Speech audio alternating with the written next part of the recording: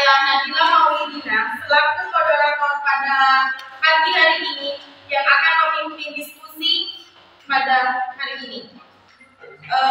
Pada diskusi hari ini akan dibuka 3 sesi. Yang pertama pembukaan, yang kedua pertanyaan, yang ketiga penutup.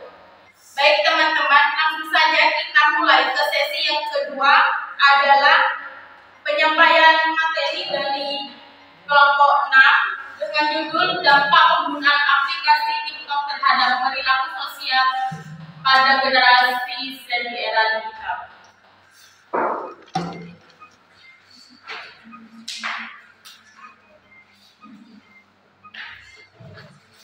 Jadi TikTok merupakan sebuah aplikasi jaringan sosial dan platform video musik asal Tiongkok yang diluncurkan pada September tahun 2016. Aplikasi tersebut digunakan para penggunanya untuk membuat video musik berdurasi pendek mereka sendiri. Berdasarkan data penelitian Spotify Martini Bohan 2018, TikTok menjadi aplikasi paling banyak diunduh aplikasi, yakni 45,8 juta kali. Dilihat dari pengguna aktif, TikTok terbesar 625 juta, menjadikan TikTok sebagai sarana pemberian informasi yang tepat, dan menarik saat ini. Suspinda 2019. Penggunaan media sosial dalam bidang edukasi. Penggunaan media sosial dalam bidang edukasi terjadi saat ini, yakni saat pandemi COVID-19. Jadi di mana pembelajaran tatap muka di pendidikan formal ataupun non formal mengalami perubahan untuk sementara waktu menjadi pembelajaran daring melalui program perangkat lunak video telepon seperti Zoom dan Google Meet. Berikut ada beberapa dampak negatif pengguna aplikasi TikTok. Yang pertama, adanya pemborosan waktu yang terbuang sia-sia, di mana hal ini dapat mempengaruhi manajemen waktu seseorang sehingga mereka tidak dapat mengatur waktunya dengan baik. Yang kedua, banyak menerima berita yang tidak benar atau bisa disebut dengan hoax. Informasi yang dibagikan lewat aplikasi TikTok ini belum tentu akurat dan benar.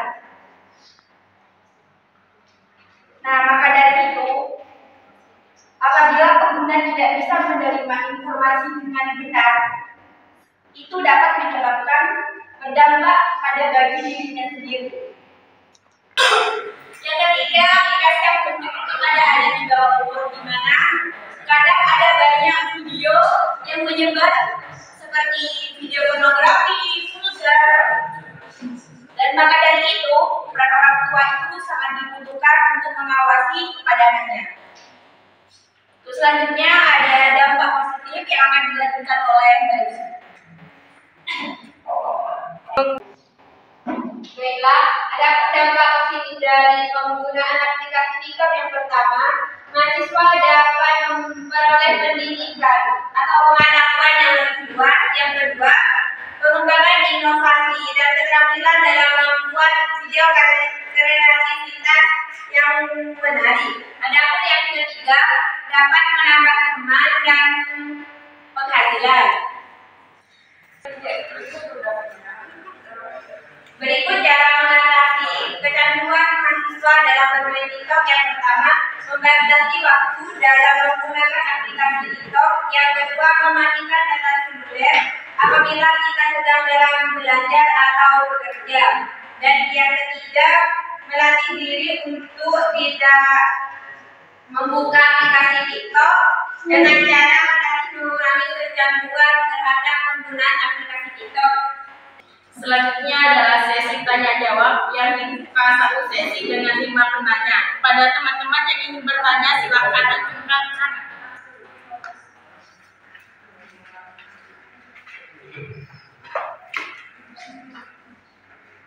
Ini ada lagi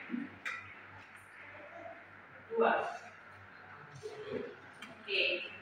Pertama Mbak Sofi, yang kedua Mbak Amel.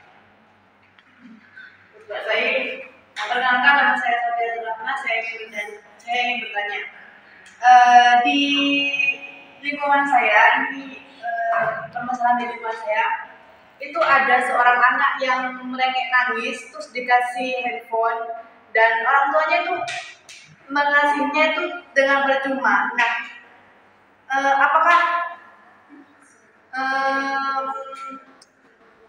apakah dengan itu bisa disebut dengan dampak? Padahal itu kan orang tuanya sendiri yang mengasih handphonenya supaya anak itu tidak menangis.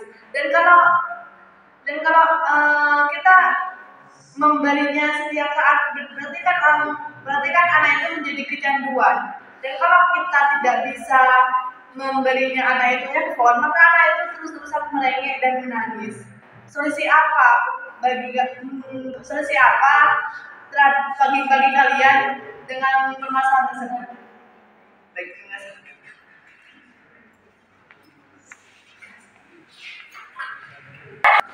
Baik, assalamualaikum warahmatullahi wabarakatuh. Waalaikumsalam warahmatullahi wabarakatuh.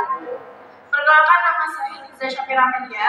Saya ingin bertanya, seperti yang kita ketahui bersama, pada saat ini anak ini memiliki sifat egosentrisme, yang dimana anak ini itu memilih untuk menyendiri dan menjauhi dari lingkungan sekitarnya. Mereka tidak mau bermain bersama teman-temannya. Jadi, pertanyaannya, apakah aplikasi TikTok ini memiliki pengaruh dalam tahap perkembangan kognitif pada anak? Jelaskan menurut pendapat kalian, dan bagaimana caranya agar anak ini tidak memiliki sifat egosentrisme dan memilih untuk bermain bersama teman-temannya. Terima kasih. Assalamualaikum warahmatullahi wabarakatuh. Dari pernyataan yang Mbak Sofi sampaikan, terus Mbak Sofi masih menyampaikan pertanyaan, apakah bisa dijadikan dampak penggunaan TikTok, lalu solusinya itu bagaimana? Ternyatanya itu berupa ada anak diiming-imingi Pak HP ketika anak tersebut dikasih HP kan sama orang tuanya seperti itu kan sih? Ya. Baik, saya akan menjawab pertanyaannya Mbak Sofi. Orang tua mempunyai peran yang sangat penting dalam perkembangan anak. Jadi ketika anak sedang menangis, orang tua hendaknya memberikan satu arahan yang bersifat positif seperti memberikan permainan, bukan memberikan HP, karena HP bisa menyebabkan anak menjadi kecanduan. Menyanggar, terkadang anak itu kalau dikasih mainan, malah mereka itu semakin kadang mainannya itu dibuang. Dan terkadang orang tua itu yang mengajak anak bermain itu kayak capek, males, ngantuk. Itu sering terjadi, umum banget dari orang-orang tua yang ada di Indonesia. Jadi, gimana menurut kalian? Pendapat kalian tentang hal tersebut? Saat ini ada yang namanya skala orang tua hebat, yang dimana di sekolah tersebut itu orang tua itu diajarkan bagaimana menjaga, merawat, dan mendidik anak mereka dengan baik agar anaknya itu lebih cerdas, lebih mau kayak nggak terlalu memiliki sifat egosentrisme, yang dimana orang tua itu kayak diajarkan untuk gini loh, kalian mendidik dan mengajarkan anak kalian dengan baik, karena anak itu memiliki sifat cermin. Anak itu gampang mengenal akan hal apa yang orang tua buat. Kalau orang tua sering bermain HP, otomatis anaknya itu juga bakal kecanduan dalam bermain HP.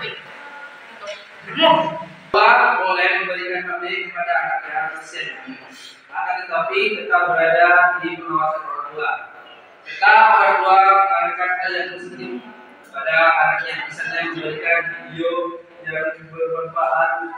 Dan juga sekarang ada sekolah orang tua hebat atau SOTH, di mana di dalamnya terdapat melatih cara merawat anaknya dengan baik dan mendidik anaknya dengan benar. Terima kasih. Pertanyaan dari Mbak Amir, apakah aplikasi TikTok berpengaruh pada perkembangan kognitif? Lalu bagaimana caranya menerapkan itu? Iya. Baik, saya akan menjawab pertanyaan dari Mbak Amir. Menurut pendapat kami, anak itu memiliki sebuah kesulitan kesulitan untuk melihat sesuatu dari pandang orang lain. Sedangkan menurut teori biasanya perkembangan kognitif anak itu mengacu pada proses jaringan, pengambilan keputusan, dan pemecahan masalah. Perkembangan ini biasanya berbeda-beda pada setiap anak. Dan di sini peran orang tua juga sangat diperlukan, yang dimana orang tua ini harus tegas untuk membatasi anaknya dalam menggunakan gadget, memantau setiap anak yang dapat dilihat oleh anak, dan juga harus dapat merangsang anaknya untuk mau bermain dengan teman-temannya. Gimana Bang? Baik, sudah. Mungkin ada tambahan atau sanggahan dari teman-teman.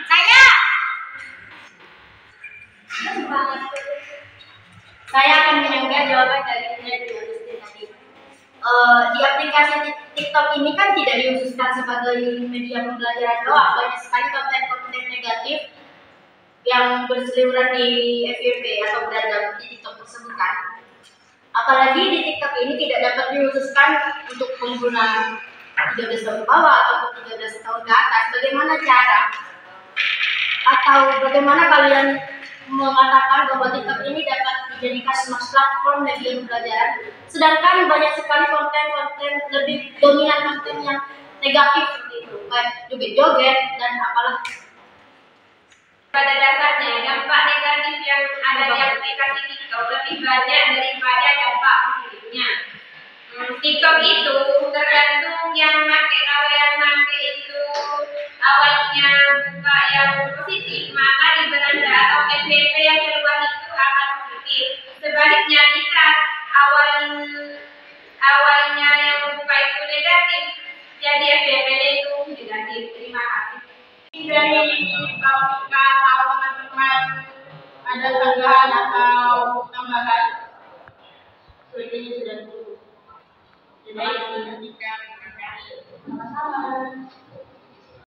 Mungkin ada pertanyaan lagi dari teman-teman. Oke, Mbak Reni. Perkenalkan, nama saya Surya Reni. Saya ingin bertanya, dengan banyaknya dampak negatif yang telah dijelaskan oleh pemateri Nila Agustin, apakah TikTok ini masih bisa dapat dijadikan media pembelajaran?